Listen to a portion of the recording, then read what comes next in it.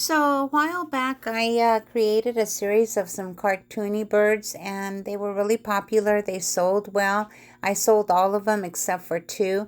The kids totally loved them, and I really like the idea of making people smile. So if you want to do something fun, go to Pinterest. That is where I got my ideas from, and then I just developed them into my style. So I'm just gonna share briefly with you how I approached this. But anyhow, first of all, I went to Pinterest and I looked for some quirky birds, and then found some, downloaded them, and then I sent one of them, this one in particular, to Chat GPT, and I asked it if it would create it into a quirky bird with glasses and a cigar and the tongue sticking out, and it gave me this. And I want to keep this in my style. I love watered down paint. I like starting off my paintings very loose. A while back, I took an art course online, and I learned how to loosen up by just freeing yourself from all that perfection. And it really helped me a lot. It helped me advance my art, and it actually bumped it up to a higher level, I feel. I started my canvas art journey about 5 or so years ago, and I've been painting for about 30 years. And so this technique kind of freed me from that perfection that I painted for so long. And so it might help you if you're having trouble and maybe you're taking too long on your paintings. My paintings don't take that long.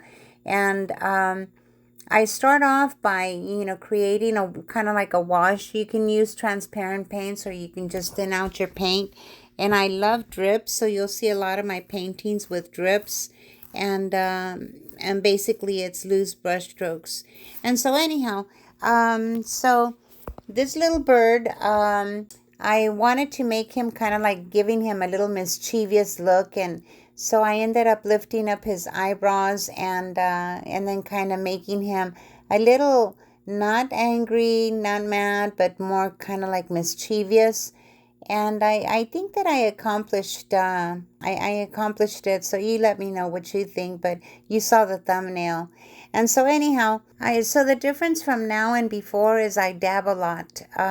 Before I would kind of like color in, I guess, with a brush, and now it's mostly just dabbing on paint. And I like adding a lot of color even to my white. It just gives it so much color. If you look at real life, you'll notice that a lot of things have different colors on them. Just look at different objects and you'll see little highlights of other shades of color. And here I created the glasses with thinned out black paint, but there is transparent black out there, and they have smoky gray. It's kind of like for tinting and stuff, but I don't have any. I've never had any transparent black. That's one color I haven't had. I have had transparent white, and I think I still have some. But anyhow, so you can just do that effect by thinning out your paint, or you can use some medium. And I'm creating depth here on the cigar. When you create depth, you do need to know where your lighting is going to be coming from. And for me, it's mainly like from the top source. If you notice his beak, I'm going to highlight it more on top, and then I'm going to do the same with the tongue. And so, of course, with a cigar, I do the same. And then his forehead, that's where the highlight will be. And that gives you value, that gives you depth, and you'll have a couple of the elements already just by using depth. And of course, the highlights, it's always recommended to leave towards the end, but sometimes you do need to incorporate it so that you can start visualizing where you need to create more value. And here I'm kind of setting it up so that my face can be the focal point. I'm applying some white paint strokes and then very lightly kind of fading off because I want it to be kind of gradient. And if you can incorporate several of the elements of art, your painting will be really successful. Here, if you notice, the color is going to be a very strong element that's used here. And then of course I used a lot of texture. And I plan to incorporate some lines at the end, and you'll see those. And of course there's a lot of different shapes on here. There's small squares of different organic shapes. And there's a lot of movement in this painting, so there's some pretty strong elements in here.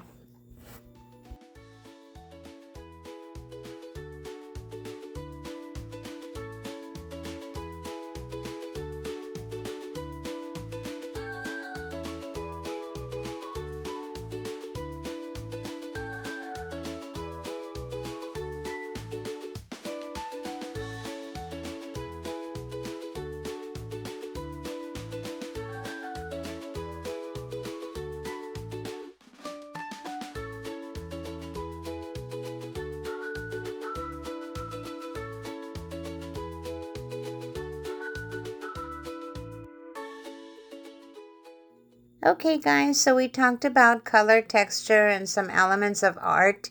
And if you can just incorporate some of those into your art piece will turn out beautiful.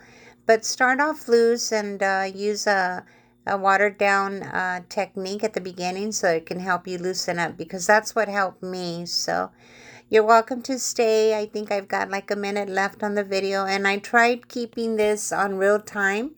Of course I had to clip the the rest of the process out of the video. Otherwise it would have been like about 2 hours, because it took me 2 hours, a couple of hours to do this, except for the detail and stuff, you know, that like is a little tedious and time consuming. But I hope you enjoyed, and I hope this helped, and we'll catch you guys on the next post, okay? And there'll be another video at the end of the link coming up, so you can watch another video, okay?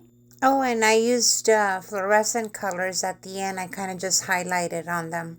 We'll talk to you later, and stay creative.